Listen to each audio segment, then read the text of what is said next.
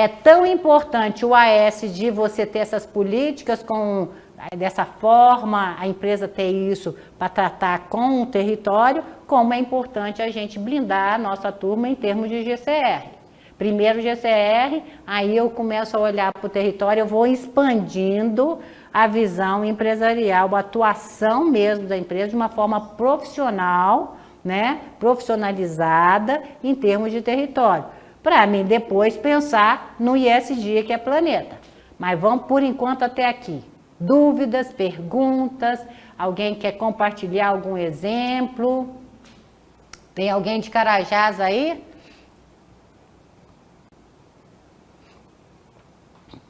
Que parece que em Carajás fizeram ou tentaram fazer um processo com território bastante interessante também.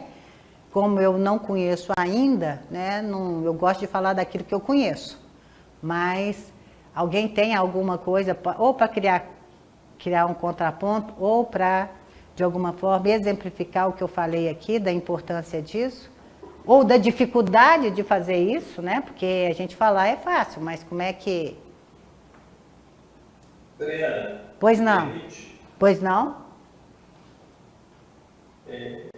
Esse exemplo que você deu, né, dessa relação de você enxergar a comunidade como falar assim, sentir dela o que de fato aquela comunidade tem de necessidade. Eu trabalho na empresa há 5 anos e meio e ela já tem 52 anos na comunidade que ela está lá, a matriz dela. E naturalmente a matriz dela fica ali no Cachoeirinho do Vale, você deve conhecer ali a Pedreira 1, conhecido ser da região, né? Pedreira 1 Valemins. Lá começou uma unidade de mineração pequenininha, né? E a cidade o bairro foi tomando conta. E é uma comunidade muito simples. Nos anos 90, início dos anos 90... Só um minutinho, Marcelo. Gente, alguém puder abrir a câmera para a gente, que eu quero tirar uma foto nossa aqui, já que nós estamos com o nosso coisa ali. Se quem puder abrir nessa conversa aqui a câmera. Pois não. No início dos anos 90, o empreendedor, não existia nada disso que nós estamos estudando. Não. O fundador identificou a necessidade de estar mais interagindo na comunidade, que a comunidade estava crescendo, e ele criou uma fundação. Sim. Na época, em 92, se eu não me engano, a fundação já tem 30 anos, e lá ele criou cursos profissionalizantes. Sim. Para gerar renda para as pessoas, né? Cursos, treinamentos, essas coisas. E aí, a relação hoje com a comunidade que a gente tem aqui, assim, a gente está a 10 metros da comunidade. Sim. Uma mina, 10 metros da comunidade. A relação é extremamente positiva. Não temos nenhum evento negativo. Quando tem algum ponto ou outro, a pessoa vai lá, conversa e a gente resolve, assim. É um exemplo. Relação, assim, que é um exemplo do que você está falando. Você olhar para a comunidade e fazer uma empatia do que eles têm de demanda e apoiar. Não estou falando de nada, muito dinheiro. Não, é estar junto com... Isso, exatamente. E tem que ter isso. E é muito... A mineração, de uma certa forma, ela foi desenvolvendo essa forma, até porque nós estamos num país igual ao nosso, com a diferença social que nós temos, né? Nós estimulamos, a gente vê. Só que a gente não sabe mostrar isso, a gente não sabe comunicar isso. Por exemplo, a Uzi Minas nunca teve uma greve.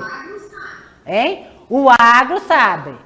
O agro é tech, né? Nós estamos falando que a mineração é rock. Se eles são tech, nós somos rock, né? Mas a gente tem que fazer. Mas nós estamos nessa fase, nós precisamos dizer que nós fazemos isso, né? E essa questão, essas experiências boas, a gente tem a comunidade, por exemplo, falando da Uzi Minas, ela nunca parou. A Uzi Minas nunca teve uma greve com parada operacional como nós tivemos na Posipa, de parar a empresa há 15 dias.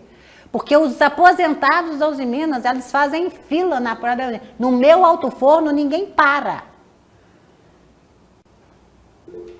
porque a relação é muito forte.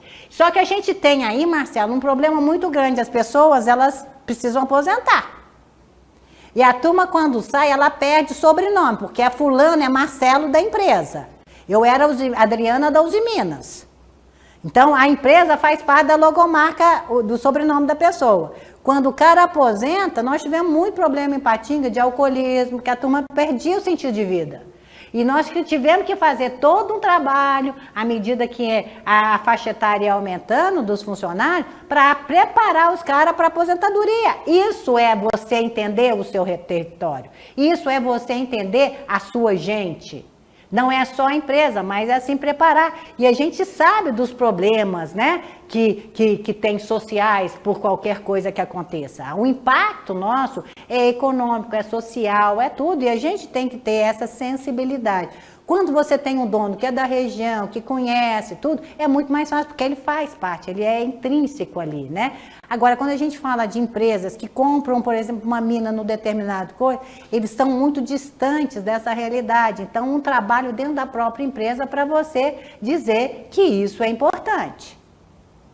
Né? Mas, Marcelo, obrigada aí, porque eu acho que é isso. E quando funciona, é a defesa maior que a empresa tem, é ter uma comunidade junto com ela, nos mesmos parâmetros dela ali, né?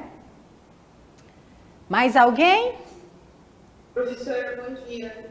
Bom dia, fala, Raíssa. Tudo bom? Eu queria aproveitar o gancho da fala do Marcelo, né, e falar de uma empresa que eu trabalhei, que ela tinha um projeto benchmark, né, como ela se integrou na comunidade. Ela não fez só o que era previsto para a época pelos órgãos ambientais. Ela deu uma agenda, e essa agenda foi feita em 4 mãos, né, com a comunidade, e ela se modificava com o tempo também, alguns requisitos, não os principais, mas em diversos outros requisitos eram ajustáveis dentro do tempo. E o interessante disso é que, apesar do que existe um sucesso comparado com outras mineradoras, né, dentro da comunidade não havia como refutar, mas a comunidade, de certa forma, nunca aceitou. Porque o perfil daquela região tem a aversão à empresa de minerador não importa dentro do processo. Quando eu escolhi a empresa, ela tem 2, 3 anos mais de operação.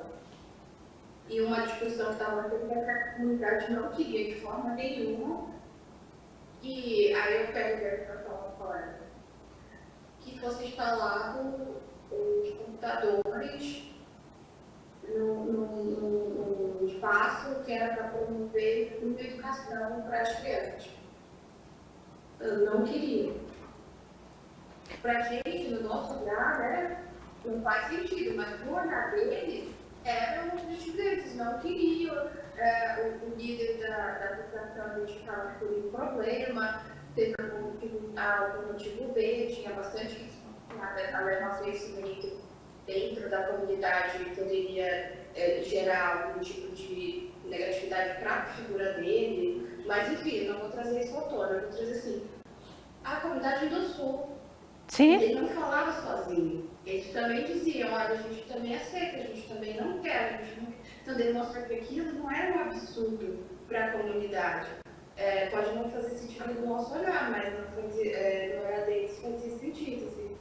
O projeto continua sendo um benchmark, muitas coisas positivas, o indicador de BH assim, revolucionou, é Alcoa, fica em Juruti. Sim. E a comunidade que recebe os royalties fica em Juruti Velho, que é acho que algumas horas de barco, mas não tem acesso por terra direto, né? Então acaba ficando relativamente isolado. A cidade de Juruti, que chama-se Juruti Novo, onde a empresa fica fisicamente, ela se revolucionou. Assim. Em BH não há comparação, mas até hoje ela não é totalmente aceita. Desde então já há uma dificuldade na complexidade, já uma universidade, além das escolas, já rede de ensino Pitágoras, enfim. Mas ainda não é amplamente aceita comparado com outros projetos que eu já trabalhei, por exemplo, que a comunidade apoia a empresa, vamos usar aqui o fertilizante, que é em Araxá, né, na cidade de Tapira. Tapira está junto, mesmo a comunidade falando, olha, a gente vai fechar a unidade X. Né? A gente vai fechar, a gente está querendo fechar o lugar de tomar banho, de piscina, que tinha sido feito há alguns anos, tipo, centro de lazer.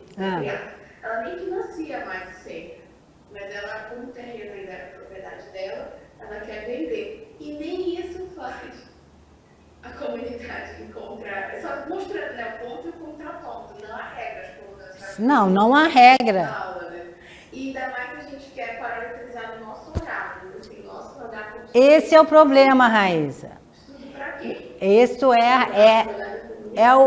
ali, se você está no território, o território tem. Por que ele pensa isso? Alô? Oi? Agora tá escutando? Voltou. Porque o que a gente tem que olhar é o território, né? Porque a gente tem uma cabeça, a gente tem uma cultura. Gente, o que faz a cultura com a gente? A gente vem que nem um diamante bruto. A cultura vai lapidando a gente. Você começa a ter um padrão estético mais bonito, a sua casa começa a ficar mais bonita, quando você começa a viajar para fora e verificar, vai para Paris, vai para Milão, vai para coisa, você começa a perceber que tem outras coisas para fazer e a gente vai fazendo uma síntese com a gente, então a gente vai crescendo muito nisso. Agora tem pessoas que não têm essa oportunidade, não têm essa visão e não é porque elas não querem não, é porque é estreiteza mesmo, é a fase ali. E para ela, a escala de valores é muito diferente. E o respeito de uma comunidade, por mais que a gente perceba que um computador é bom, se você começar, atende primeiro o que eles querem, atendeu, checou, é isso mesmo? A partir daí ele já vai crescer um pouco, ele já cresce a partir dali. Você tem que dar tempo também para a sociedade ela crescer naquilo que você está querendo, inclusive, colocar. Você pode ir até direcionando, mas tem o tempo de maturidade dela. Tem um tempo que a gente tem que perceber. E esse é a questão. Porque a gente só vai ser legítimo perante a comunidade se ela perceber que nós estamos falando sério, que o interesse não é o que ela quer fazer, é aquilo que é importante para a comunidade. Nem que para nós não tenha o mínimo sentido.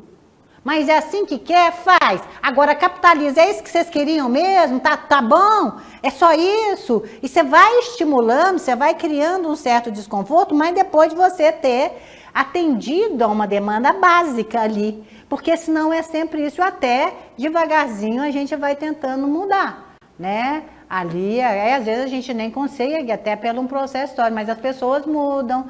O funcionário já muda, essa geração de funcionários já vê a empresa com outra coisa. Agora, gente, é sempre uma relação de amor e ódio.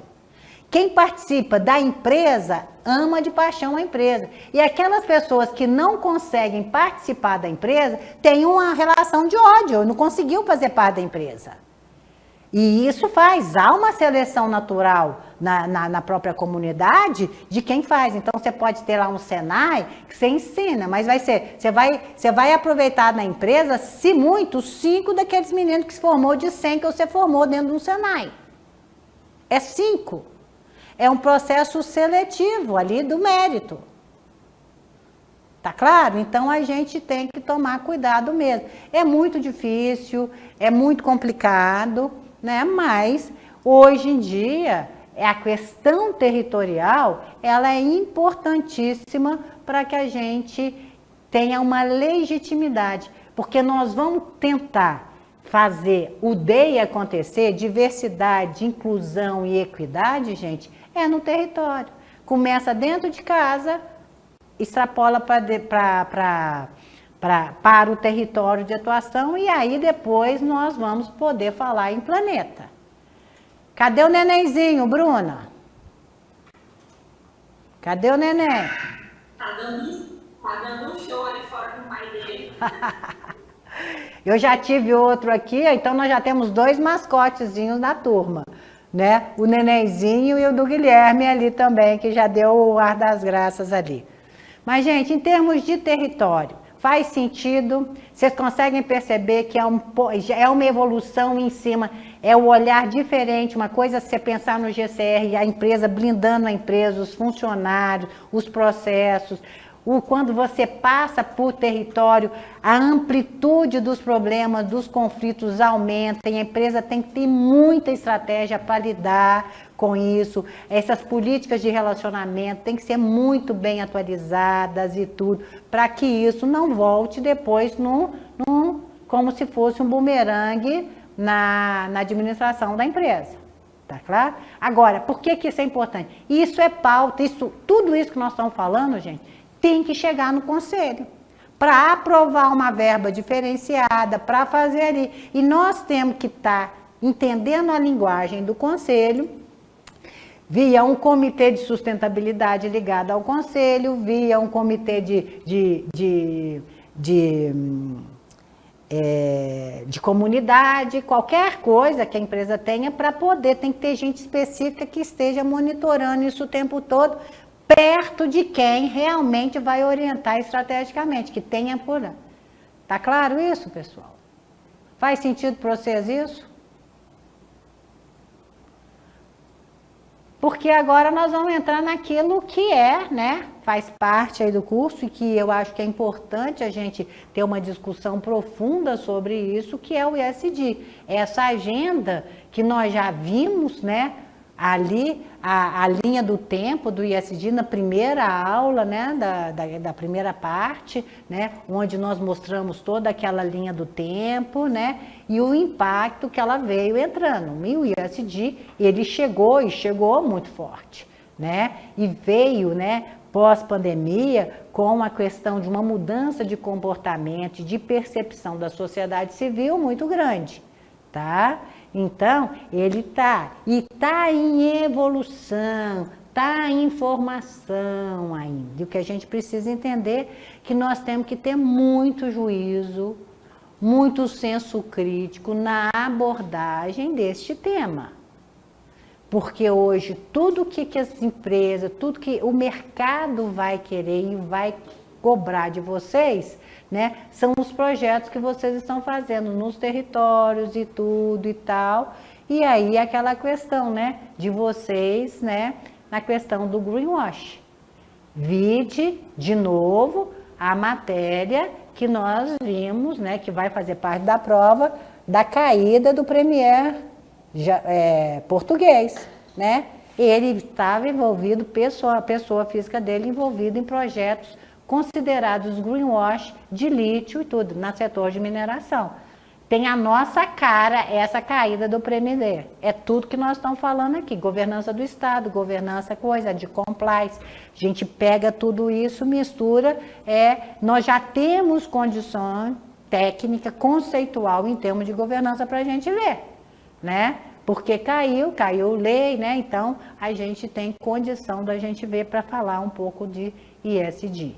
Então, vamos entrar. ISD. Então, se ASD é ambiental, social e governança, e o ambiental, o AC de ambiental, é no sentido territorial, quando eu falo ISD, eu estou falando environment, social e governança. E tem muita gente, o environment é ambiental. É e não é. Porque o I ali do ISD, o environment, é no sentido de ecossistema planetário, que é diferente de território. Aqui é ecossistema planetário. Olha a diferença. Primeiro a empresa, GCR empresa, olhando para o umbigo dela. Coloca o pezinho no território, amplia. Mexeu com o território, estruturou o território, tá ali, aí vamos começar a pensar no ISD. A primeira coisa que a gente tem que pensar em ISD é olhar os 17 Objetivos do Desenvolvimento Sustentável e falar assim, a minha empresa, o setor dela mexe com, tá ligada a qual desses objetivos? Ou impacta qual desses objetivos? E se vocês olharem a questão da mineração, ela impacta em boa parte deles todos. Só que a sua empresa, ela vai ter que escolher um ou dois para falar, olha, nós estamos... A primeira coisa, a nossa empresa, no território tal, ela está coligada com o objetivo de desenvolvimento tal e tal. A primeira coisa que eu quero ver da sua mineradora é o seguinte, qual dos objetivos estratégicos ela está trabalhando? Ela está mirando qual? Isso é planejar o P de propósito. O P de propósito seu, para estar nessa agenda, tem que estar lá. Nós somos uma empresa que estamos com a missão assim, assim, assim, assim, atendendo e visando o objetivo de desenvolvimento sustentável número tal. Minimamente. É a primeira coisa. Você está mirando, você não está nele ainda. Você está mirando, você está se estruturando para atender ou para estar. E se você pegar os objetivos de desenvolvimento sustentável, tem lá os indicadores mundiais e tem os indicadores do Brasil, porque o CDE já fez, isso aqui é o CDE, já fez ali os indicadores. Então, a primeira coisa que a gente faz é como que a gente está naqueles indicadores que o mundo já entendeu que tem ali. Como é que a sua empresa está naqueles indicadorzinhos que tem ali. Não é que você já está fazendo ESG, você está a caminho de. Tá certo, gente? Vocês estão entendendo o que eu estou falando? É a primeira coisa que a gente tem que entender é aonde nós estamos coligados, qual desses objetivos. Ah, são 5, escolhe pelo menos 2 mais estratégicos, que você tem alguma materialidade ou que você tem algum projeto para você dizer que você está indo nessa direção. Tá claro? Vamos lá, esses 2 círculos que vocês têm aí, é o que eu falei para vocês, que desde 2000 já existe na Bolsa de Londres. Desde 2000. Então, ESG não é uma coisinha que chegou agora. Tem 2 décadas, ó. 2 décadas indo para a terceira. Isso foi 2000, Bolsa de Londres. FTS for Good, tá ali, de sustentabilidade. Isso lá, Inglaterra, Bolsa de Londres. Então, vão pensar aí para vocês verem. Nesses dois encontros, nessas 4 aulas, né, que a gente teve, vocês já ouviram falar, por exemplo, de anticorrupção, pessoal? Ouviram ou não falar aqui, nesses dias que vocês estão comigo? Ah, estou escutando assim, sim. Tá? Joga um like aí para me ver, que vocês ouviram ou não ouviram? Anticorrupção, né? Vocês já ouviram de estrutura de governança? Segregação de povo? Vocês ouviram falar? Vocês já ouviram falar em gerenciamento de risco, gente? Nesses dias que vocês estão comigo? Já. Vocês já ouviram falar em transparência? Bom, parabéns, vocês já são doutores em governança do ESG, porque é isso minimamente que o mundo quer que vocês entendam. A estrutura mínima de governança, olha o GCR aí batendo na fuça de vocês aí, ó. Sem GCR, você esquece, não faz nada. Mas minimamente a empresa tem que estar estruturada nesses pontos. Isso não pode ser novidade, isso não pode ser surpresinha para a empresa. Agora, o que o mundo entende como environment? Ecossistema, biodiversidade. Mal e porcamente nós estamos falando em diversidade. Dá para entender que biodiversidade é muito maior e muito mais abrangente do que diversidade, gente? É outro patamar? É outro jogo? Tem alguma empresa aí pensando em biodiversidade? Mal e porcamente nós estamos falando em DEI. Diversidade, equidade, inclusão. De pessoinhas. De gentinhas. Aqui é biodiversidade. É as pessoinhas diferentes, diversas, no meio do mar, no meio da floresta, no meio de um território só. Biodiversidade. Vocês já, a outro, o que eles entendem? Mudança climática. A empresa de vocês está trabalhando em alguma coisa para mudança climática? Lê-se aqui. O que o mundo entende de mudança climática? Descarbonização da indústria. Diminuir a emissão de carbono. Olha que coisa interessante, gente. O Ocidente todo dizendo, né, a partir desses objetivos do milênio, que até 2030 a indústria, né, o Ocidente vai diminuir a emissão de carbono de 30% a 40%. Esses os mais ajuizados falam. E vão pensar numa neutralização de carbono a partir de 2050. A turma ajuizada, que sabe que tem processo, que tem que mudar e tal. A China, que é o grande player geopolítico agora, falou assim, a minha emissão máxima de carbono vai ser até 2030. O Ocidente separando e mudando para diminuir a emissão de carbono e a China cuspindo carbono para tudo quanto é lado. Ela já disse que é assim, só vai pensar nisso depois de 2050. Tá? Então, a descarbonização está aí. A questão dos descartes, a questão da poluição e dos recursos naturais. Como é que nós estamos trabalhando isso? Né? O setor de transporte, nesse ponto, está indo bem, porque eles têm todo o descarte de gasolina, de óleo, então tem alguma coisa. Mas, gente, se você está atendendo uma lei, você não pode dizer que essa lei é ESG, você está atendendo, é GCR, compliance. A turma quer saber o que você está fazendo acima da lei. Porque se você estiver atendendo a lei, você está no GCR ainda. Está atendendo mal e porcamente a lei. E a questão da água. Isso são os ecossistemas principais que a carteira, a gente quando fala em ESG, a gente fala. E o S, que bombou na pandemia, né? É a questão ali dessas leis trabalhistas.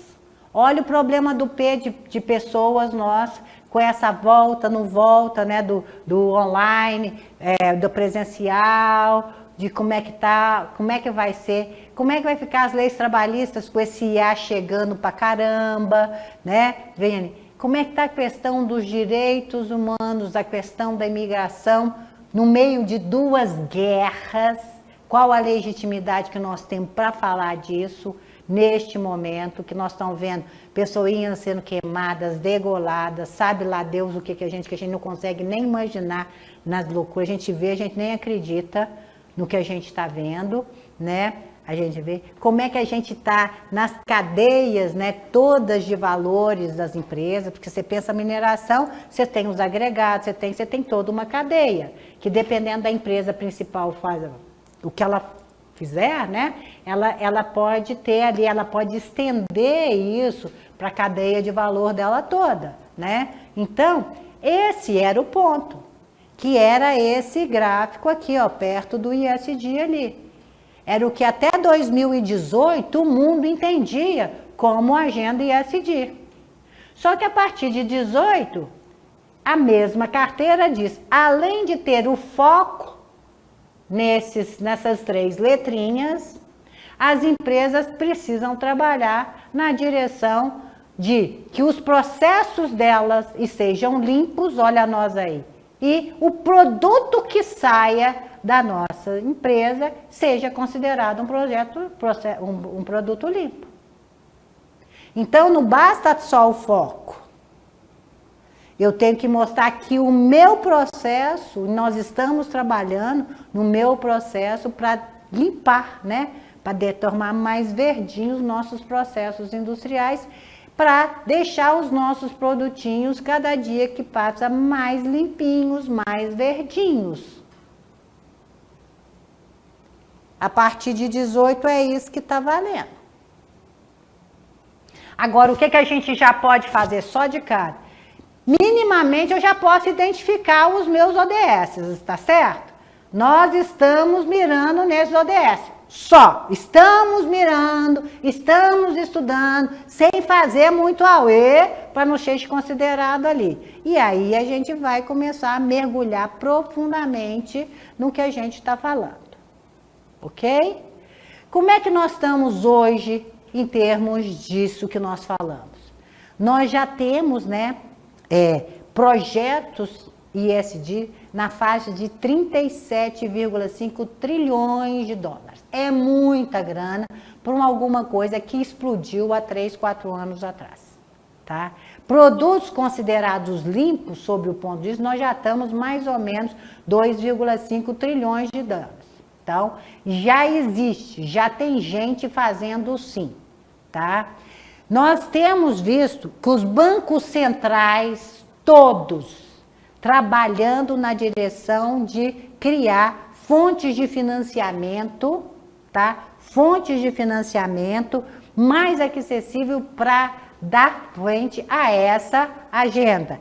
Tem mais uma menininha aqui. Ô, gente, olha lá, a Bruninha lá. Eu tenho que ver, eu vejo o neném, a gente tem que ver. Olha lá, neném, né? Já tem ainda uma forte aderência a essa questão, tá? Dos bancos centrais de financiamentos para dar isso aqui. Gente, eu sou engenheira eletricista, tá? O meu parceiro no livro de governança é o Rossetti, é um tremendo economista, tá? E o que ele me fala? Quando o Banco Central, tá? Eu na época, por exemplo, que teve a crise americana dos bancos, o Rossetti desapareceu. E eu, né, sempre acostumada com ele, eu nunca perdi tempo em entender economia, porque eu tinha alguma dúvida, eu sempre ligava para o Rossetti e falava assim, Rossetti, me explica o que está acontecendo, porque o meu racional é engenheiro. Aí, se eu tenho alguém que é bom de serviço, eu aprendi na engenharia, né? Você não precisa saber tudo, mas você tem que saber aquela pessoinha que faz a coisa melhor do que você, e essa pessoinha tem que trabalhar. Então, em termos de conhecimento, é assim mesmo. Eu não sei, não sou obrigada a saber tudo, mas eu tenho que saber aquela pessoa que sabe o que eu não sei e que é boa de serviço, que é o benchmark. Então, isso eu desenvolvi todo um fato. E o Rossetti me explicava. E o Rossetti sumiu, o economista, o que está acontecendo? Então, de repente, ele volta a cena, o que aconteceu? Falou assim, Adriana, presta atenção.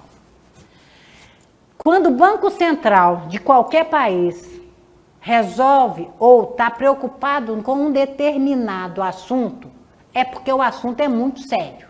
Para chegar Banco Central preocupar é sério.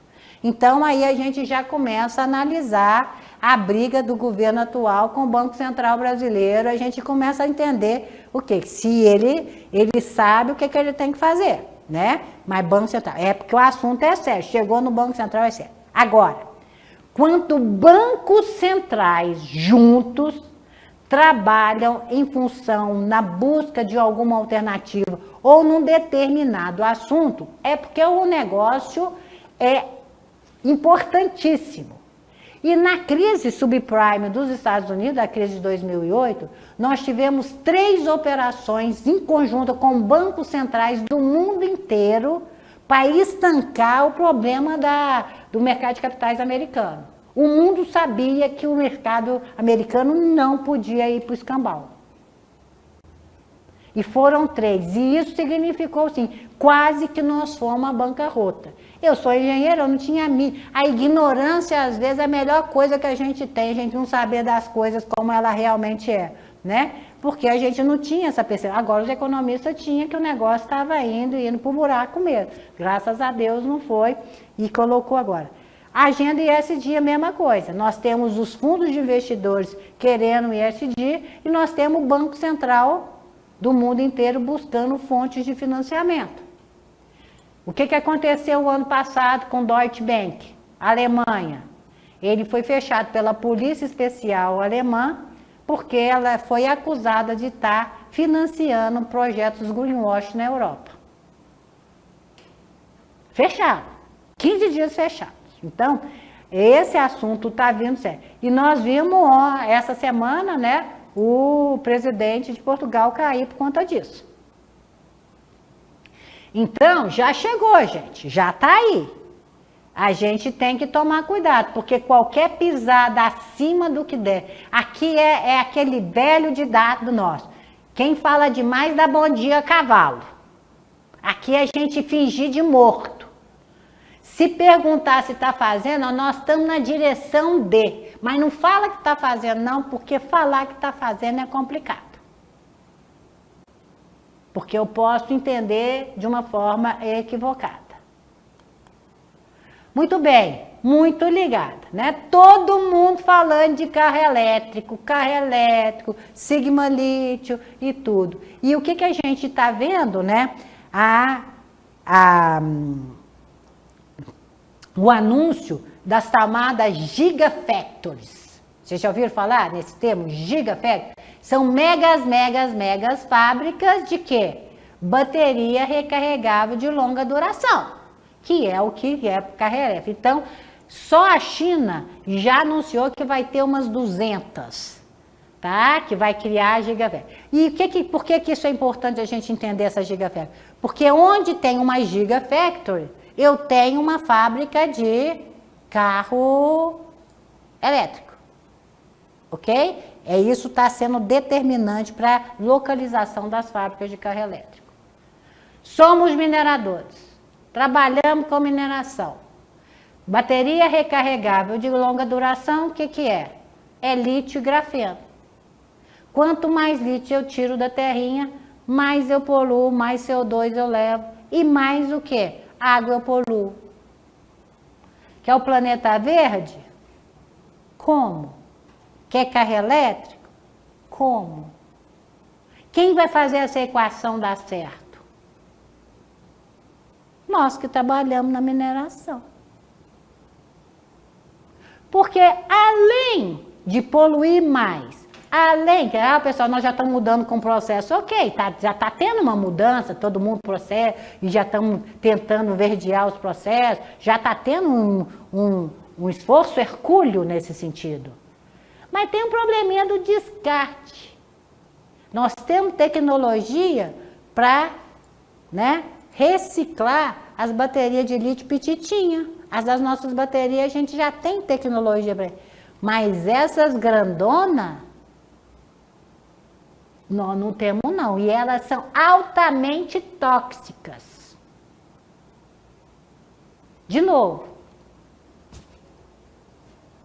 Queremos carro elétrico? Eu também quero. Como? Se você vai ter que fazer. Então, nós estamos vivenciando esses impasses, que o próprio setor vai ter que resolver. Quem está com a mão na massa é que resolve e sabe como é que nós vamos limpar os processos, o que nós temos que fazer, não adianta. Por isso, a provinha aí de novo, BlackRock. Não, BlackRock, o maior fundo de investidores institucionais, a transição verde só vai ser possível se tiver incluído o quê? As mineradoras, não esqueçam da mineradora. Ele está chamando a atenção porque já percebeu que nós somos péssimos de comunicação, mas já percebeu que tudo passa pela mineração, tudo é mineração. Não tem um Viagra que não seja mineração, pessoal. Não tem um remedinho, não tem uma tarja preta que não é ou florestinha ou é minériozinho, querido. E quer dormir gostoso e tal e tudo, vai ter que ter mineração. Porque senão nem viver bem vocês vão viver. Então, vamos começar a fazer. Então, ele já avisou. Se não incluir bem as minerações, o que significa isso para nós, para as nossas pequenas mineradoras? Se você tiver nessa direção, já identificado os ODS, com um projeto territorial legal, ali, é tudo que essa turma está querendo, que é materialidade. Materialidade, não quer discurso não, materialidade é que a turma quer para poder investir. Agora, pergunto para vocês, quem está tendo tempo para ver isso tudo que eu estou falando? Quem está entendendo para ver quem é que já está aqui para poder investir nos projetos de mineração? Vocês estão tudo ali, ó, focadinho ali no dia a dia, sem ter a noção do que está acontecendo ali, em função de dar resultado o tempo inteiro, e o mundo passando, cavalos e cavalos arriados passando na frente de vocês não têm nem ter noção do que está acontecendo.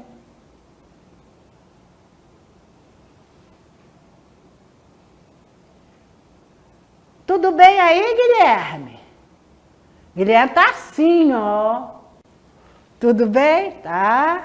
Ali. Ah, o Alan tá ali também, né, Alan? Tô vendo você aí também, tudo bem? Tudo bem, tô aqui de olho. Gente, o assunto tá na mídia, só dá ISD. Olha a encrenca aí. Tudo é ISD, não sei o que, papapá, papapá, papapá. o que a gente vê? O perigo que tá para vocês, né? Greenwash e social wash. Lavagem verde e lavagem social. Dizer que está fazendo e não está trabalhando a sustentabilidade do território, não está trabalhando a sustentabilidade daquela comunidade. A turma está analisando vocês exatamente do jeito que precisa. Mas que já está aí, né? E a turma está de olho nisso aí, né? Ali o quanto que a gente está dentro dessa agenda. E a notícia, né, de ontem, corrupção verde, derruba premier japonês. Escândalos em projeto de lítio e hidrogênio verde. Olha o best dessa coisa verde, né? Envolve o primeiro escalão do governo e levam à renúncia de Antônio Costa. Essa semana. Agenda ESG. Governança do Estado, interferindo em governança das empresas, aí a governança corporativa, e interferindo na governança global, nessa transição verde que nós estamos falando. Hidrogênio verde é uma das tendências muito fortes, né? E projetos de lítio mineração, por conta de carro elétrico, por conta de tudo isso, é nós na fita de novo, gerenciando tudo isso. Com projetos vindo, com dinheiro querendo projetos em relação a isso, e o que nós vamos estar fazendo em relação a isso aí. O greenwash até que deixou de ser menos problema. Agora, o que me preocupa muito nessa, agora já falando, né, e dentro, com a visão que nós temos aí de um mês de guerra do Hamas e Israel, o que me preocupa muito é o S de social agora com direitos humanos. Qual a legitimidade da gente falar qualquer coisa com as barbaridades que nós estamos vendo por aí a cada dia? E pessoas, né, e boa parte da comunidade, da sociedade, de uma certa forma, tentando justificar. Aí a gente perde a ponta de referência do que vale. E aqui, né, gente, antes da gente mostrar as referências, a gente tem que chamar a atenção para uma coisa que é muito importante, tá? E é uma coisa que a gente tem que tomar muito cuidado como cidadãos que somos, como funcionários que somos, como profissionais que nós somos, né? De uma coisa que eu acho que é muito perigosa, que é o que a Hannah Arendt, ela lançou isso, né? Na questão da chamada banalidade do mal. Não sei se vocês já ouviram alguma coisa, né, sobre o assunto, mas é uma das coisas mais importantes. A Hannah Arendt era uma judia que conseguiu sair da Alemanha na época do nazismo e foi para os Estados Unidos. E ela, como ela era jornalista, ela era filósofa, ela era psicóloga, era uma mulher extremamente inteligente. E ela conseguiu, nas universidades dos Estados Unidos, ela conseguia traduzir o porquê que um Stalin apareceu na Rússia, né? O porquê que um Mussolini apareceu e porquê que um nazismo ganhou força na Alemanha, tá? Ela começou, ela estudou, né, qual que é a maneira da mídia, a maneira de como que envolve a comunidade e tudo. Então, ela entrou, né, a força do totalitarismo, né, e como que ela chamou. Ela traduzia o que estava acontecendo na Europa nas coisas e ela era um ponto de referência ali.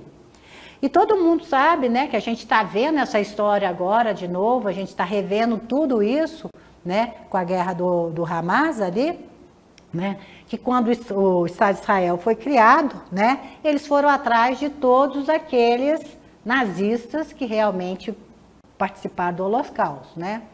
E a Hannah Arendt estava como jornalista do New York Times na época e era professor de várias coisas, quando o Estado de Israel ele achou um nazista, o Eichmann, né, e prenderam o Eichmann e ele foi julgado no Estado de Israel. E ela, como judia, ela foi convidada pelo jornal para acompanhar o julgamento e para traduzir, voltar com a tese, traduzir de como é que forma, né, a mente de um monstro.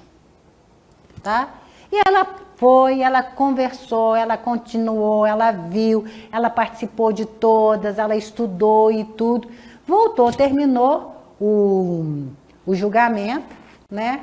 Ela voltou e a turma começou. Cadê o resultado da sua tese e tal? Vamos conversar sobre isso. E ela demorou, até que ela vem com o resultado e falou, gente, o Eichmann, ele não era um monstro, ele nunca matou ninguém, ele nunca viu nada, ele nunca sabia. Ele foi aquela pessoa comum, que ela tinha uma meta para entregar, um servidor público que tinha uma meta para entregar, e nunca se preocupou para entender o porquê daquilo, o que ele estava fazendo.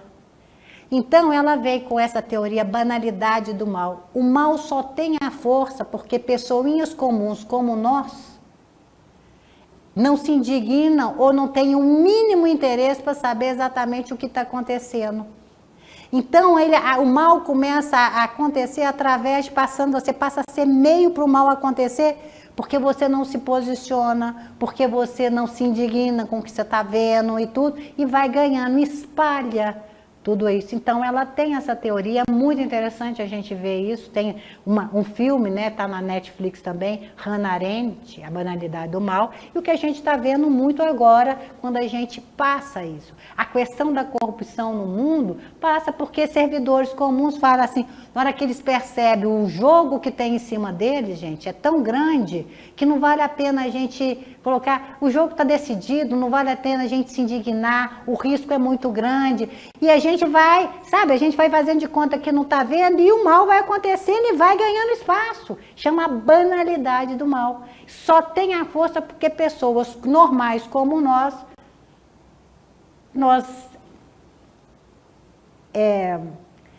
não damos a importância de questionar. A gente está numa zona de conforto que para nós é o que está ali. E o mal ganha isso, justamente nessa postura de você não perceber, de você não questionar, de você não se interessar, de você não se colocar na frente, né, na posição do outro. O mal vai ganhando a força ali. Não vale a pena conversar, não vou me expor, não vou fazer, e vamos entregar para Deus que assim tem. E aí o mal, ele ganha toda uma capilaridade que se as pessoas normais gritassem, ela seria bloqueada no começo. Mas, isso aí. Então, é uma teoria muito interessante e está fazendo todo um sentido a partir de agora em tudo que nós estamos vendo. Né? A volta do processo de corrupção, a turma tentando buscar coisa que a gente já tinha passado, né? Aquilo de direitos humanos que a gente já tinha achado que a gente tinha ultrapassado, voltando tudo agora e numa velocidade espantosa. Meus amigos judeus, por exemplo, né, eles estão assustadíssimos em São Paulo com a força de ondas antissemitistas que eles não vivenciaram isso, os avós sim, mas eles não, e estão todos muito assustados, né, do que está acontecendo nas universidades americanas e tudo, que de repente uma onda começa a se vir completamente fora desse esquadro de direito. E é isso tudo, tem tudo a ver com essa agenda ESG, é o ESG social que nós estamos falando.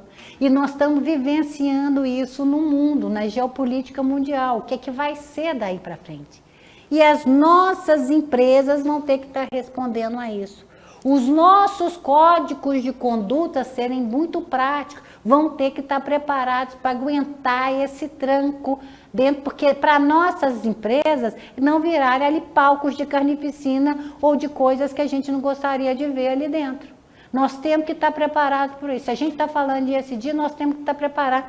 Qual é a força que nós temos, a robustez dos nossos processos, dos nossos códigos de conduta, porque nós estamos falando de condutas que nós vamos privilegiar dentro de uma empresa e condutas que nós não vamos privilegiar. O que nós vamos aceitar, o que não. Quais são os valores da nossa empresa e quais são, se a gente está falando em ESG, diversidade, equidade, o que significa isso, até onde a gente vai. Porque incluir, gente, né? Quando a gente inclui, a gente tem que acolher. É muito mais de dizer, olha, vai ter um banheiro para trans aqui. É você acolher o trans ali dentro. É ter toda uma experiência. E a gente não está preparado para isso. As nossas empresas não estão. Então, não é que você não goste do discurso ou que você não concorde com ele, é que a sua empresa não está preparada para isso. Ok? Então, temos uma geração chegando nas empresas, né, que é a geração cristal. A minha geração é uma geração que, quando se percebeu como gente, o que a gente via? Você via uma Golda Meir assumir o Estado de Israel e fazer a Guerra de 6 Dias. Ela no comando. Você via, né, nós vimos também, aí passando o tempo, a minha adolescência, todo mundo muito chateado ali com o assassinato de Indira Gandhi e Margaret Thatcher. O meu referencial feminino são esse tipo de mulher. Vitimismo eu estou aprendendo agora, vocês vão me desculpar. Com a geraçãozinha cristal, que a turminha já veio com psicólogo, a turma que já veio com psicólogo. E esses são os nossos funcionários. Não pode pressionar demais, porque não aguenta pressão. Eu nem banheiro feminino tinha na laminação quando eu entrei. Tinha lá um quartinho, que por um acaso tinha um vasinho, que por um acaso era onde se guardava o material de limpeza, quando eu trabalhei. Entrei na Usiminas, isso, laminação. Isso nunca foi problema para mim. Era uma coisa que eu tinha que entrar. Primeira vez que eles me chamaram para fazer parte do jornalzinho, porque tive uma patente. Com 5 anos de Usiminas eu tive uma patente. Ah, a primeira mulher que tem patente na Usiminas nós vamos registrar. Eu falei, que bobagem, que besteira é essa? Vocês têm que estar falando da minha patente, não porque eu falo de eu ser mulher ou não. Eu, na época, estava fazendo um trabalho que a Usiminas utilizava madeira de lei, olha a sustentabilidade naquela área, madeira de lei para carregar as bobinas e os fardos. Nós fizemos ali estrado metálico, ajustável e tudo.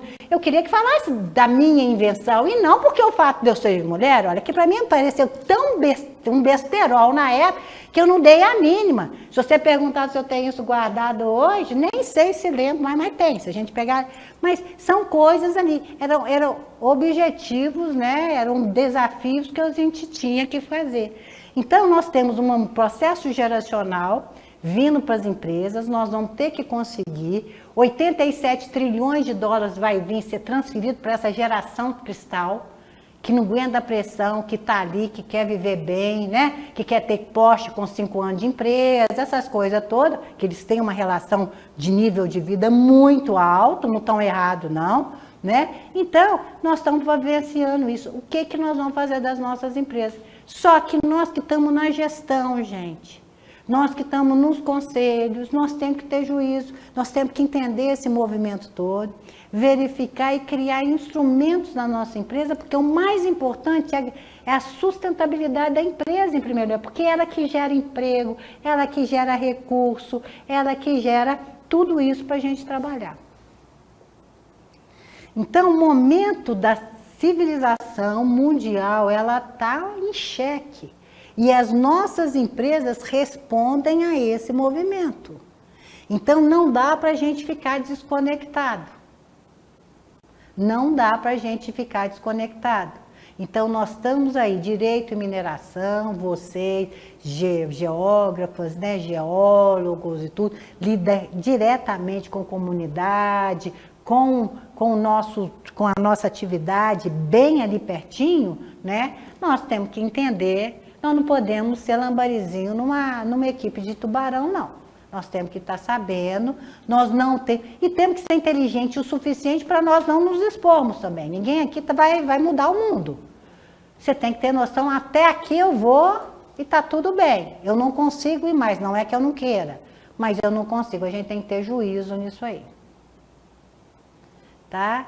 Então, essa transversalidade é importante, nós vivenciamos ela o dia inteiro e nós, como gestores, na hora de vocês aprovarem um projeto ou levarem uma necessidade para frente, vocês têm que ter essa noção onde é, com o que você vai coligar, como é que nós vamos fazer, chegar isso no conselho, é toda uma estratégia de sobrevivência interna da empresa, na comunidade que você está inserida, né?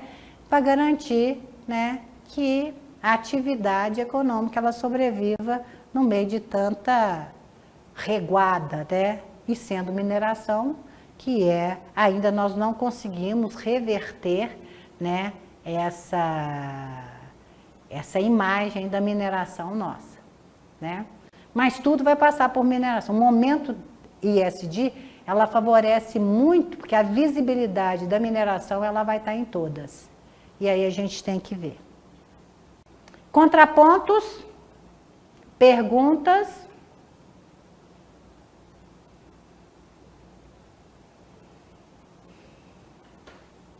ISD, gente, é o dia de vocês. Aquilo que não ficou claro ou que vocês gostariam de ter um contraponto e tudo, podem se manifestar. Porque nós temos um cafezinho daqui a pouco, né? E a gente vai voltar com modelos de Brasil, né? Aí não tem jeito de eu terminar isso se a gente não falar de Brasil, né? Vocês inserirem, entender como é que o Brasil está no mundo desse meu Deus aqui, em termos, inclusive, dessas agendas. Guilherme levantou a mão, pois não, Guilherme?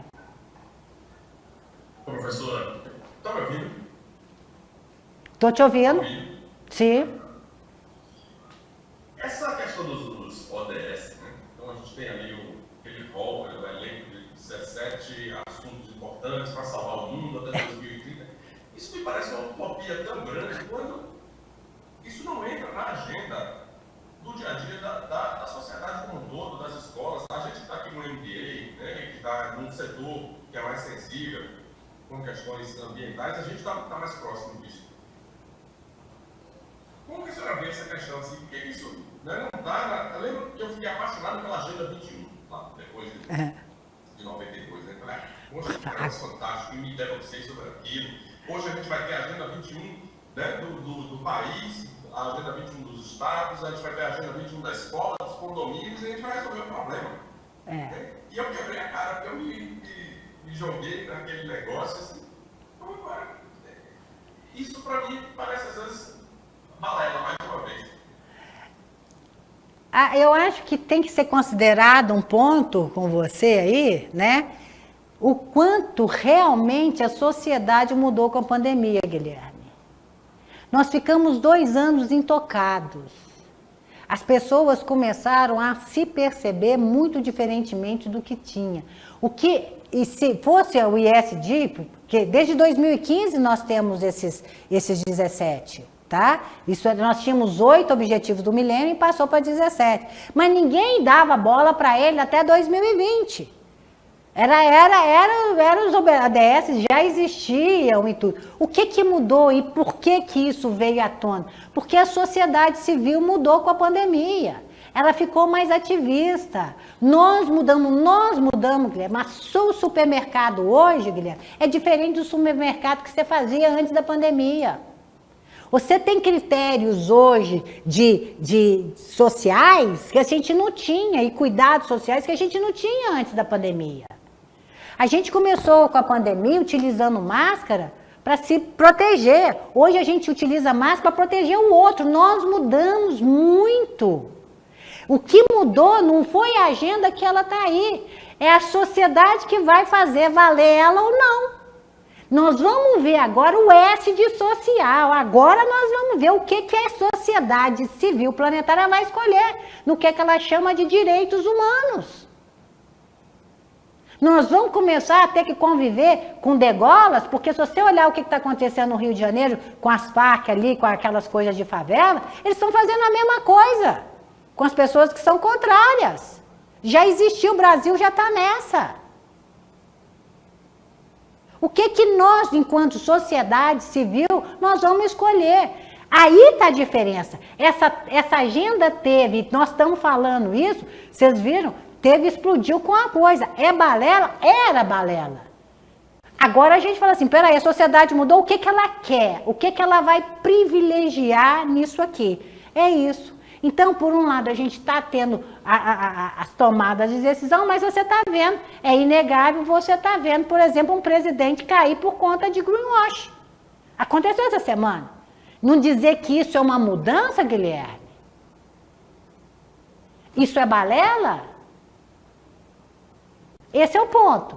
Até que ponto nós vamos segurar? É a sociedade. Porque existe um movimento. A sociedade quer, as empresas mudam. As empresas mudando, os investimentos são direcionados para ela.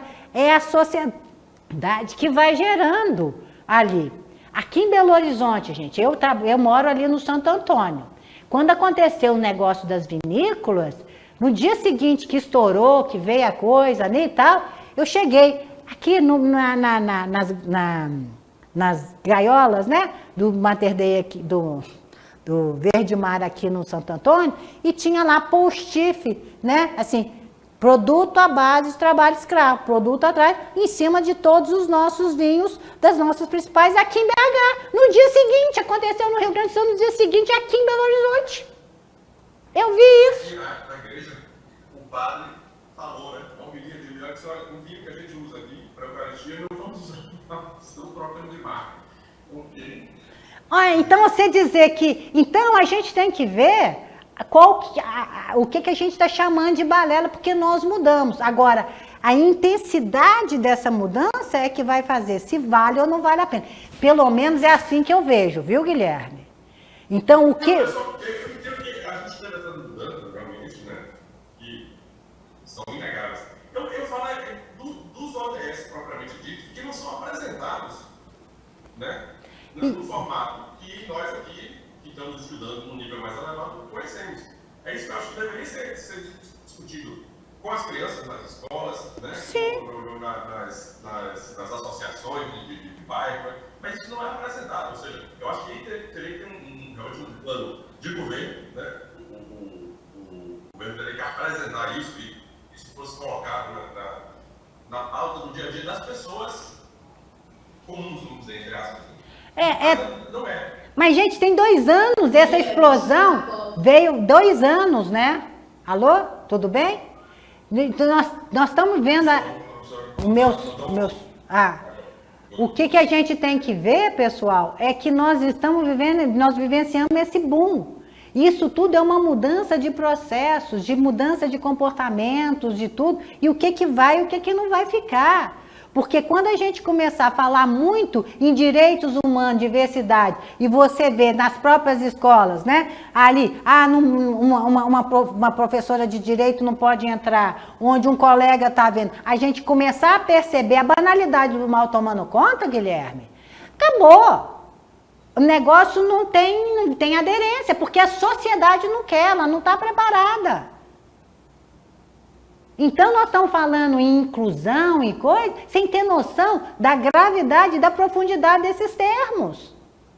E agora, nós que trabalhamos em empresa, nós temos que traduzir isso naquilo que é prático para as empresas, porque nós não podemos ficar nessa onda. O que a empresa, num determinado período, ela vai privilegiar? Como é que nós vamos posicionar em relação a essas coisas que estão acontecendo? Esse é o ponto para nós enquanto gestores. Porque cada um de nós é um cidadão e cada um ali, por enquanto, você tem o direito de escolher, né? Então, a gente está vendo, a gente está... Isso ficou na mão das empresas, né? Porque o governo mesmo não tem como. Ele, na verdade, como eu estou falando, não dá voto. Social não dá voto. Social dá voto quando é politicagem, né? Agora, quando se faz um projeto ali, como, por exemplo, saneamento básico. Saneamento básico é uma estrutura social que não dá voto. Ninguém vê. É o basicão. Mas a politicagem ali de dar uma cesta básica todo mês ali para uma família que quer trabalhar, ou que não quer fazer nada, ou que quer viver disso, dá voto. Então é isso aí. A sociedade, na verdade, ela não está preparada porque, na verdade... Ela não tem educação para isso ainda. E a iniciativa privada não tem como fazer para todo. E aí é muito disso. Então, por que está exigindo tanto das empresas, né? Porque elas têm um poder de capilaridade muito grande dentro dos territórios que ela tem de atuação. Então, né, gente, Por exemplo, né? A gente é de empresa. O dente do meu cara da laminação a frio é melhor do que o dente do laminação a quente, que é muito melhor do que a dentadura do pessoal da serraria. Porque os meus processos, eles atraem um tipo de pessoa. Dentro da nossa empresa, a gente tem essa diversidade de processos. Quem tem um pouco mais de conhecimento não vai para uma serraria. Não vai para um alto forno, ele vai para uma eliminação que vai ficar dentro do escritório. Isso é educação. E nós temos que fazer, por exemplo, que o nosso cara, o nosso supervisor de turno de uma serraria que está jogando aquele oxigênio naquele processo ali, ou que está fazendo uma... Outro dia eu fui nessa mina aqui de Sabará, 3 dinamitadas por turno. 3 dinamitadas por turno, a 1.400 metros dentro, ali, ó, debaixo de Belo Horizonte, ali, 1.400 naquelas avenidas ali, né? Esse cara tem que achar que o que ele está fazendo é a melhor coisa do mundo, para ele ter a produtividade que precisa ter, ele tem que estar feliz, ele tem que ter seguro ali dentro.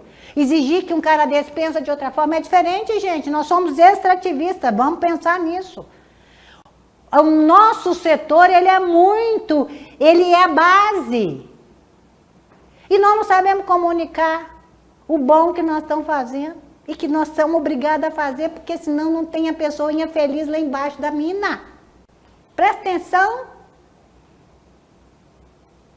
Então, é muito complexo. O que eu estou chamando a atenção é que 44% do dinheiro existente em bolsa está dedicado ou está focalizado ou estava focalizado até antes da guerra, né? Nesse processo. Por que estava? Eu estou usando o verbo no passado. Porque a boa parte desses investidores institucionais, desses 44, está na mão de judeu. E judeu vai patrocinar alguém que vai querer matar ele amanhã? Para onde vai esse dinheiro? BlackRock, Larry Fink é judeu. O maior fundo de investidores institucional. Para onde vai 44%, 8%, 44% mais 8% são mais de 50% da bolsa, está nos fundos de investidores institucionais, foi as primeiras coisas que eu mostrei aqui.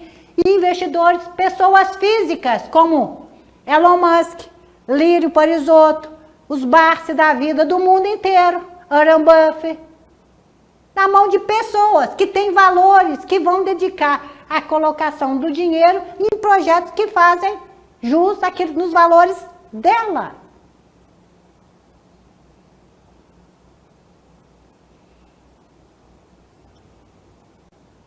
É esse o ponto. Agora, o que a gente tem que fazer? Vamos ficar pensando? Nós temos que pensar nisso. Mas a gente tem que ter o cuidado com a gente mesmo, com a passada da gente. A passada é pessoal, Guilherme, Marcelo, Nayane. É você que está dando até onde você vai nesse discurso.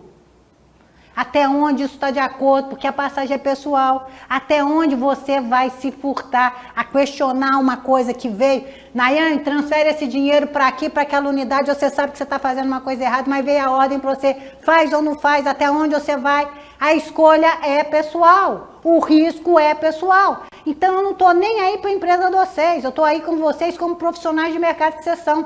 Qual é a história que vocês estão escrevendo? Até onde vocês vão, porque é pessoal. A minha responsabilidade é com meus alunos. A empresa de vocês, eu não quero nem saber o que elas estão fazendo e como elas estão fazendo, mas vocês, é ali, o que vocês estão escrevendo para a escola de vocês. E cada escolha, gente, tem um preço alto muitas vezes. Eu saí da Uzi Minas 23 anos que eu julguei por questão de princípio, acabou. Se aconteceu comigo, não sou preferida de Deus. E o momento é que a gente é checado em valores 24 horas por Deus. E a questão é, quais são os seus? O que você está preparado e disposto a defender? Porque faz todo sentido para você. Agora, se você nunca pensou para isso, você vai ser uma folhinha de bananeira que vai viajar. Cada um com o seu. É isso que nós estamos falando.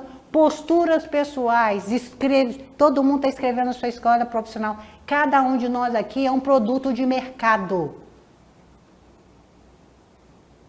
Produto de mercado. Quem são vocês? Qual é a cara de vocês? Onde é que eu encontro que vocês estão querendo fazer a coisa certinha ou não? Aí fazemos parte das mídias. IA, inteligência artificial, como é que vocês estão nisso? Sei lá, cada um é cada um. A minha responsabilidade é com vocês. Não é com a empresa de vocês. Eu estou falando do mundo corporativo. Vocês nessa estrutura de poder. Fazendo escolhas todos os dias. Isso é o que nós estamos conversando aqui.